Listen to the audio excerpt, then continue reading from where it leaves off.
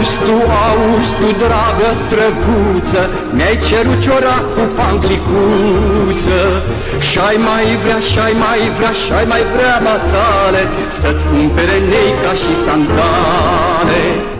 Well, here we are. Story number 22 is actually part 2 of the previous story.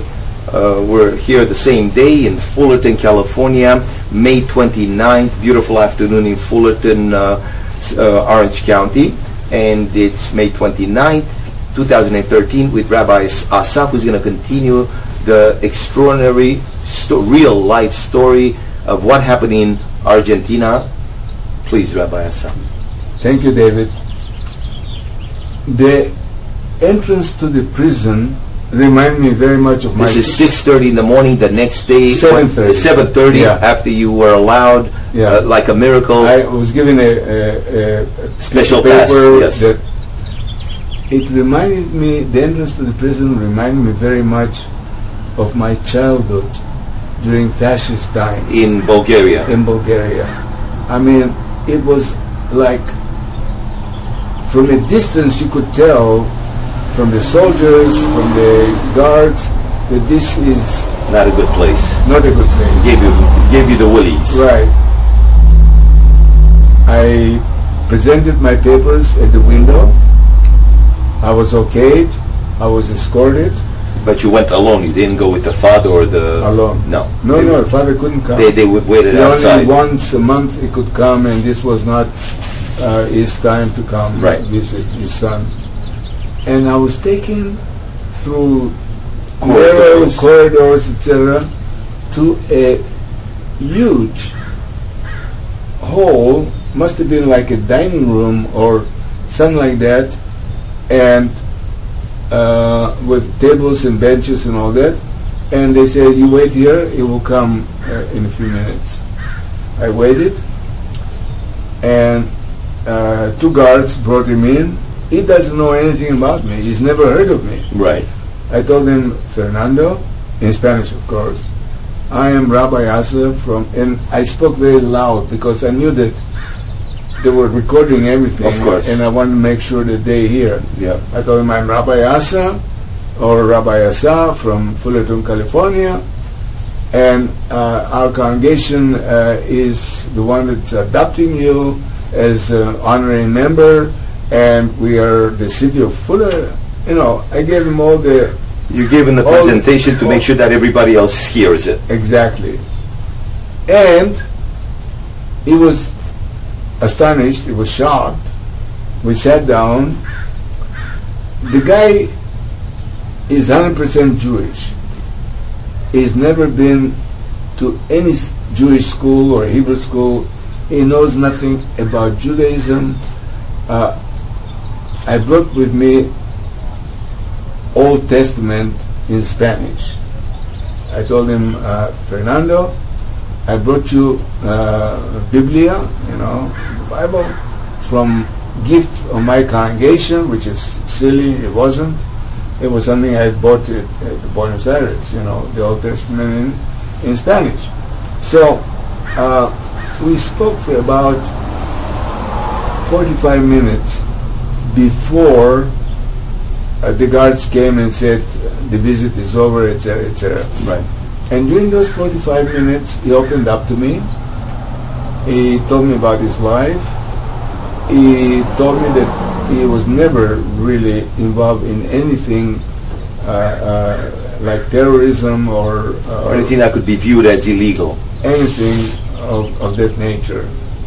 And there was a lot of terrorism. Let me tell you that, and this will probably be part 3 of the story. I'll tell you that the terrorism was very, very pronounced. There were extreme factions among the students that took things to the next level. Exactly. But I'll tell you about this in probably next story. And we conversed. We made sure that our voices, I made sure that my voice was loud enough so they will hear all the nonsense that we're talking about.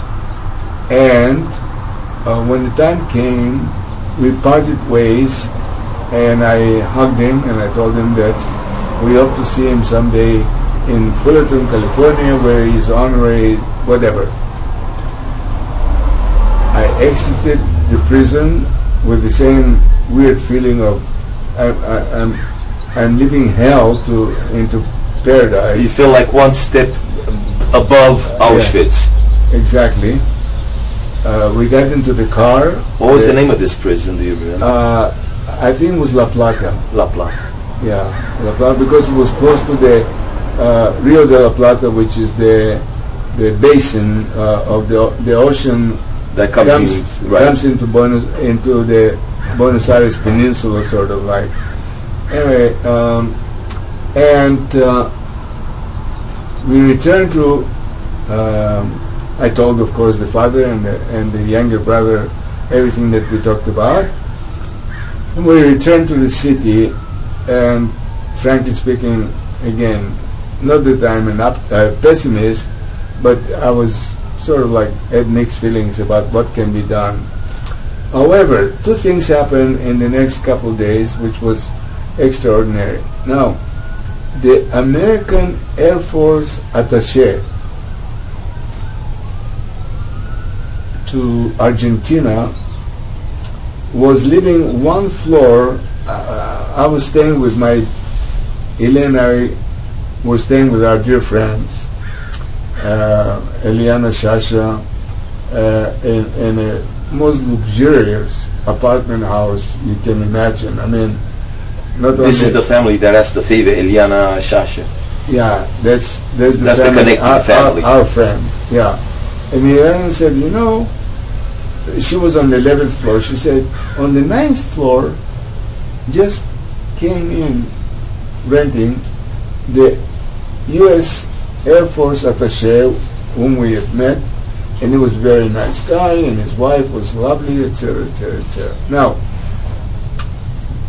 the reason that there's an Air Force attaché is because the forces in Argentina are divided: the Army, the Navy, and the Air Force, and they don't want to know from each other. As a matter of fact, because the Air Force, because the father of Fernando Aber was working for the Air Force Ministry of as a weatherman or meteorologist, they have already consented to the prisoner to be released. Mm-hmm. But the other two, the Navy and the Army, were not in agreement.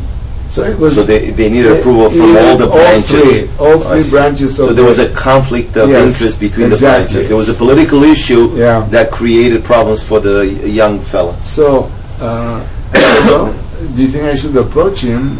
Yeah, he's very nice. Who asked you that? Eliana, our friend.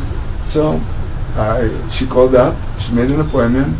I went to see him 2 floors below us, in like cocktail in the evening, rather than official visit to the U.S. Embassy. Eliana arranged a little get-together. So my wife and I went to visit. It's a very lovely guy. I don't remember his name, but it was great. I said, look, there's a Jewish guy in La Plata, Carso, in the prison, who is, to the best of my opinion, totally innocent of any terrorist activity. And apparently, the ministry or the branch of the armed forces that you work with, the Air Force, doesn't have any objection to his release. But the other two says, oh, I'll talk to the Army attaché and to the. So he became like a liaison to kind of smooth things out. To the other 2 American guys that were talking to the Army and to the Navy. Diplomacy. Right. So, this was one thing. The second thing is this. In 1963, when we came to Argentina, we rented a beautiful apartment from Major Ojeda, O-J-E-D-A. Ojeda. Major Ojeda and his wife and family had moved for 1 year from Buenos Aires, Argentina to Kentucky, USA for training as a artillery or whatever he was. Right. The details are not important. And lo and behold, every time we came to Buenos Aires, we went to visit our old friends from whom we rented the apartment for 1 year, paying good American dollars. When they went to Kentucky. When they went to Kentucky. Well, kind of like an exchange. So, now I've not been in Argentina maybe 7-8 years at that time, in 1980, and we come to visit Ojeda. Și-ai mai vrea, drăguță Ana, ca să te îmbrac, măi, conă hramă. Să-ți cumpăr cercei, măi, Ana, dar eu n-am de unde, măi, coadană. Auzi, dragă fata, nechi, dragă, aseară goliu tamiceană. Și acum nu-ți parale, să-ți cumpăr sandale, buzunarele sunt goale, da. Mai avui, drăguță, încă o băncuță și băui în coliu.